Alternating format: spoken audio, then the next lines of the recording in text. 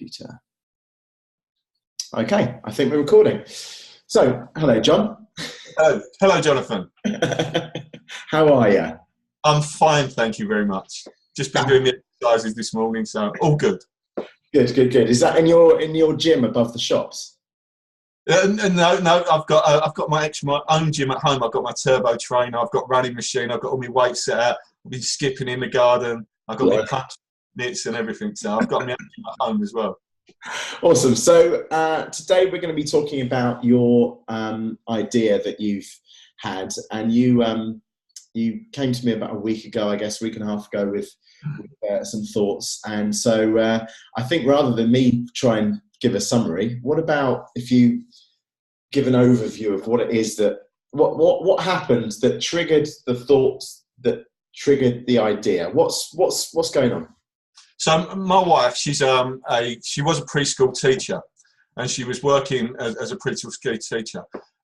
She used to work with the young kids that she always liked the kids that were awkward to handle, that were energetic and over enthusiastic. She loved that challenge. She decided to leave that, and she took on another job looking after another young lad that's on the spectrum of ADHD and Asperger's, but not severe enough that he's statement. Well, I think he's statement, but not severe enough that he needs special education, but severe enough that he's classed as a troublemaker in school.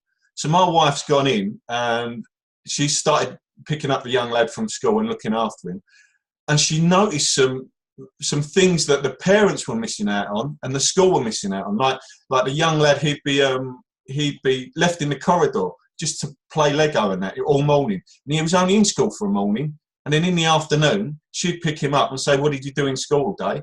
"Oh, yeah, I was in the corridor with my one-to-one, but just making stuff."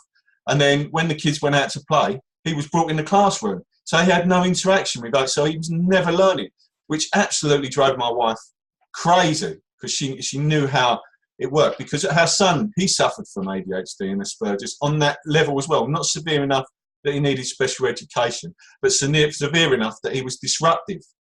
So she come home and she was absolutely fuming what the school was doing and how they'd not picked up on this. And the parents had no idea what was going on. And my wife said, it's so much like us when our Lewis was struggling at school and when we was missing out on stuff and how we didn't know what was going on. So I said to her, "Well, what are you going to do?" She said, "Well, what can I do? You need this qualification, that qualification." I said, "Well, why don't you start up your own school?" She went, "Oh, but there's this and that and there's this school," putting the obstacles in the way.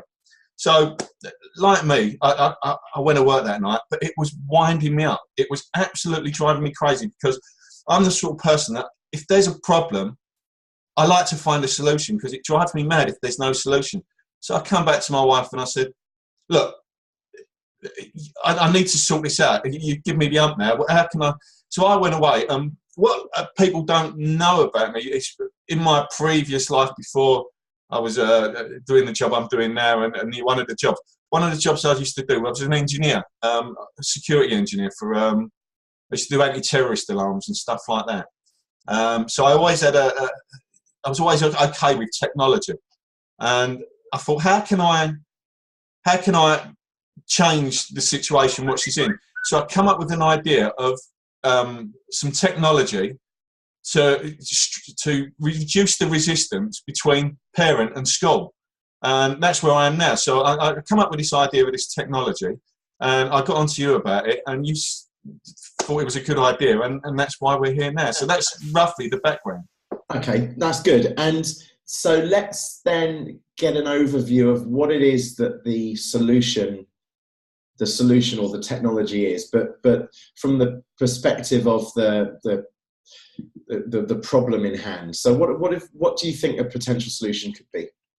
Well, I think the solution is reducing the resistance between, as I said, between parent and school, and bringing an awareness of what is going on in the school, why the parent's not there, because that's one of the main big issues. The parent has no idea. You can't stand over your child 24/7. So when they're off at school, you don't know what's going on at school. You don't know whether they're getting the right interaction. You don't know whether they're reading the right books, studying the right stuff, or whether they're like doing other stuff with children. And I think that what I've come up with is the idea of reducing that resistance, bringing the awareness back to the parent, even when they're not there. So how would that, and what would that technology be? So that technology would be in a form of like a Fitbit, a wristbit.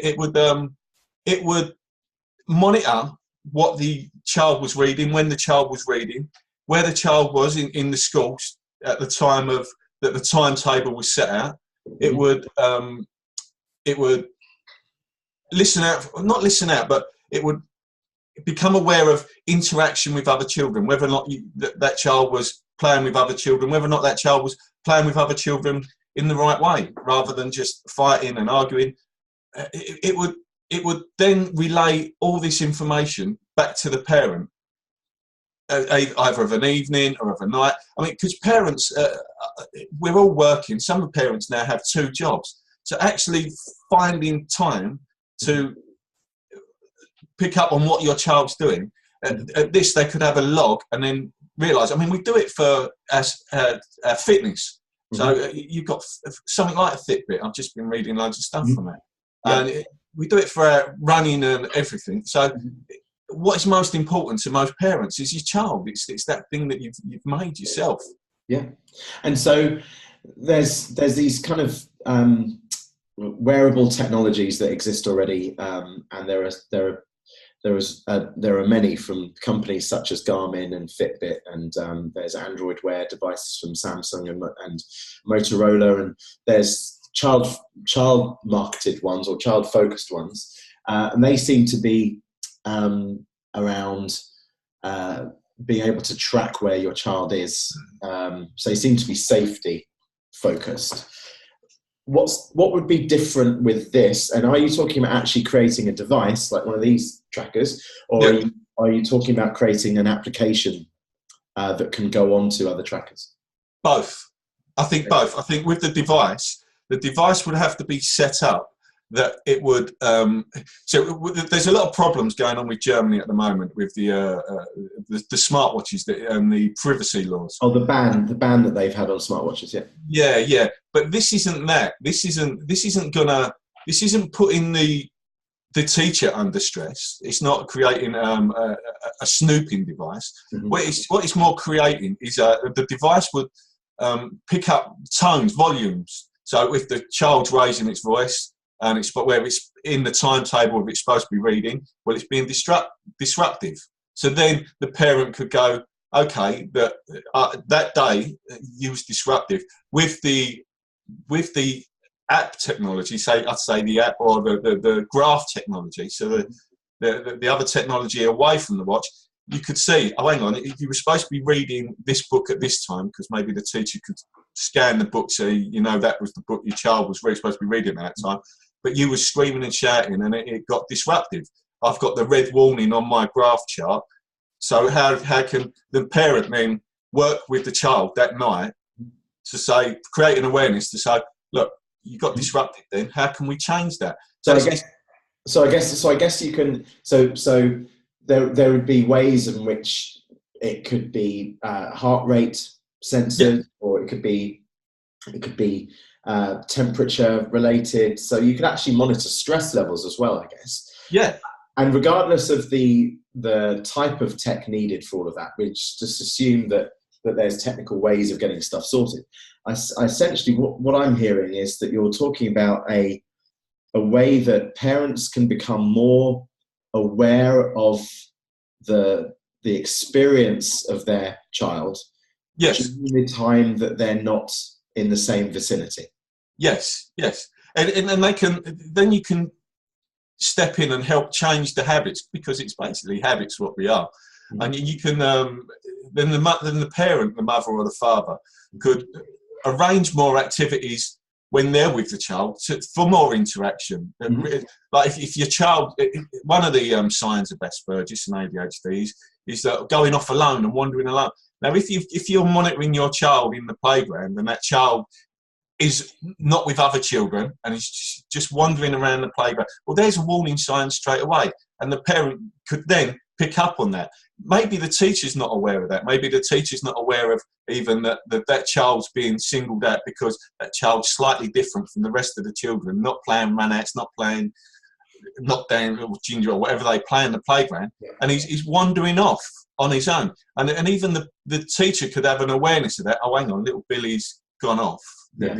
What was going on? And maybe bring that interaction with the other children and teach the child how to interact with other children, because that's basically what it is. It's like what we're doing now. That's what gets you on through life: interaction and solving problems. And it's bringing an awareness back to the parents so they can solve the problem. Yeah, and so trying to quantify the size of this this issue. I mean, I've seen stats. And as much as like maybe there's 15 million British children who require support at school. I mean, what's the size of this issue? Well, so I've worked out some stats myself. It's 25% of the children are on special education in England alone. 25%. 25% are in that spectrum. Well, actually, 26 are in that spectrum, but 25% have got support at the moment. Right. But we all know how the education is in this. How money's tight. So even that, the money's tight, so they don't have the enough stuff to give the children one-to-one.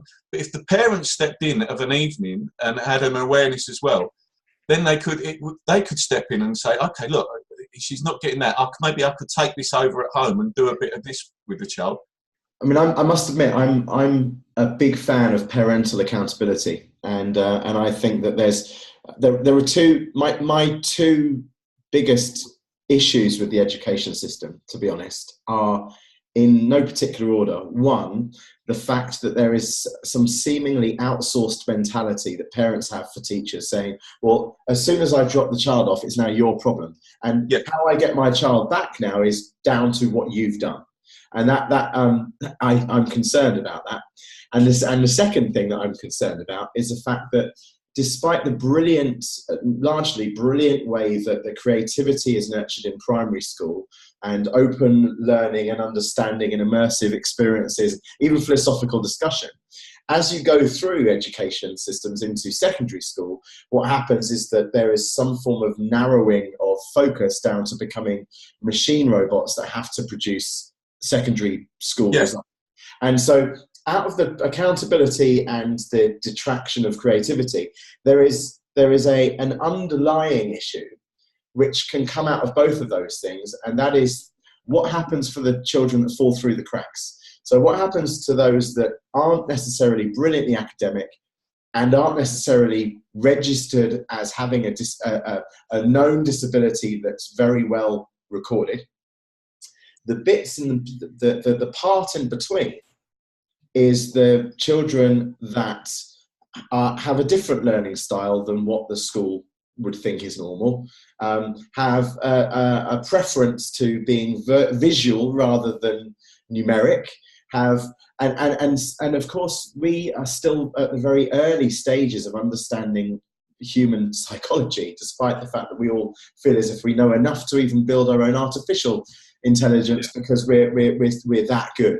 The truth of the matter is we're probably at minute one of hour one of day one of understanding the way that the human psyche works. So, John, do you feel that this type of approach that you're talking around is it mainly suited to the children who are registered as having special needs, or is it something that is wider for children who aren't necessarily on any form of known spectrum? They just don't necessarily fit the required KPIs. I think it's both. I think the reason they sometimes fall through the gaps and get not found and not recognised is because there's no awareness. The teacher's got 30 kids in the classroom, so to actually monitor what every child's going on, it's a nigh on impossibility, because you tend to focus on the ones that are really good and the ones that are doing stuff, because that's the reward system, that's your own brain reward system. I'm doing a good job. And then the parents are not aware, as I said, because the parents are not there. So they're the ones this technology we focus on are the ones that are falling through the gaps, because I think there's a lack of awareness that they're in that gap, that they're stumbling across. If you're not severe, that you can't read or write, or really can't do it at all, then you get catered for. You get special needs, and there's schools, and you get sent to special schools. Then you've got the other side of that, where the children they get the standard education, they go through it, they study, they're on the normal route, that normal focus. Yeah. But this is the kids that have dropped down there, and no one's aware of, because they've slipped in that gap. Yes. And when it gets too late, before the parents have picked up on it, the teachers finally picked up on it, they're just either classed as trouble kids, or they're not learning that fast, or Johnny cousin can't read. And I think they're the kids that need picking up on. I mean, I was one of those kids myself. I completely fell in that loop, and then I was way out of the system. I actually got thrown out of the system, so I left school at 15, and it was with no qualifications, and it was because I was having issues, but no one picked up on it. I mean, not that my parents, my background was slightly different, but it's that I fell in that group, and there was no teacher, no one that recognised or had any information to say, oh, look, this kid's fallen out and is down now. And I think this technology with it wouldn't just be for a monitoring for the parent. The teacher could also have this information as well. And as I said, it's reducing resistance. If you can get that information like that, how much quicker can you sort the problem out, rather than let the problem drag on and miss it, and then all of a sudden it's in your awareness? Yeah. Good. So what do you think the next steps are from here? What do you think the plan, what do you want to do with this? I'd like to get this built, and I think is to get it tested, get it out there, get some parents trying it out. My wife, as I said, she works in the sphere of helping children with ADHD, and one of the child she's looking after. But she belongs to lots of other groups. I mean, there's groups on Facebook and everywhere that all got these children that are doing it. Even, I mean, I've sent you a video of my wife speaking. She tells the story at the swimming pool, and there was another young lady at the swimming pool with a child that was about to start the school, and she, just through sitting at a certain swimming pool, my wife was sitting next to someone that's me, and it's amazing when you start talking about this to people. They go, yeah, I was like that, or my child was like that. I'm going through that at the moment. Oh yeah, I have no scientific way of proving this, but I actually believe that the people that reside in that part down here, I think there's possibly more than 10, 20%, 30%. We could end up, it could be the case that there's, it could be the majority. I mean, so do you feel that bearing in mind that the next steps could be to get this built and get it tested, do you feel that there could be also a kind of way of maybe doing an assessment of what apps already exist to help people, for instance, with autism, or what apps help in, should we also equate or quantify and qualify all of the other existing platforms, and then maybe see where the gaps are with what they're not necessarily addressing, and then find the mess that isn't being addressed? Yeah, because I think that's true, because somewhere along the line, the address isn't being, the mess isn't being addressed. We're losing track of it. I mean, I'm sitting here now, I've got my whiteboard in front of me, and the stats for the USA and Europe as well. 15 million children in support in Europe alone. And then in America, 35%. 35%. And you think how big America is and how many children are going through the education system in the States. What I'm thinking is that another way of looking at this is that there's something that there's still not enough solutions, or there isn't a solution to address these things. But maybe, in fact, there are a range of solutions that people actually don't know about. So maybe there's kind of two problems. One is that there isn't a solution that is mass used and useful. And on the other hand, I'm wondering whether or not some of the existing technologies the apps that are the platforms and the programs that are in place aren't necessarily known about. So one could argue that part of the method, part of the approach here is to create something like a consortium of solutions to address the people who fall through the gaps. And so whilst we are maybe looking at building an app or a device that could address, it could also then pull together all of the other capabilities and facilities, so that we actually have a more holistic approach, rather than maybe creating one thing and saying, well, no, this is the one that everyone should use. Because of course, one could argue that different children and different contexts require different types of tools.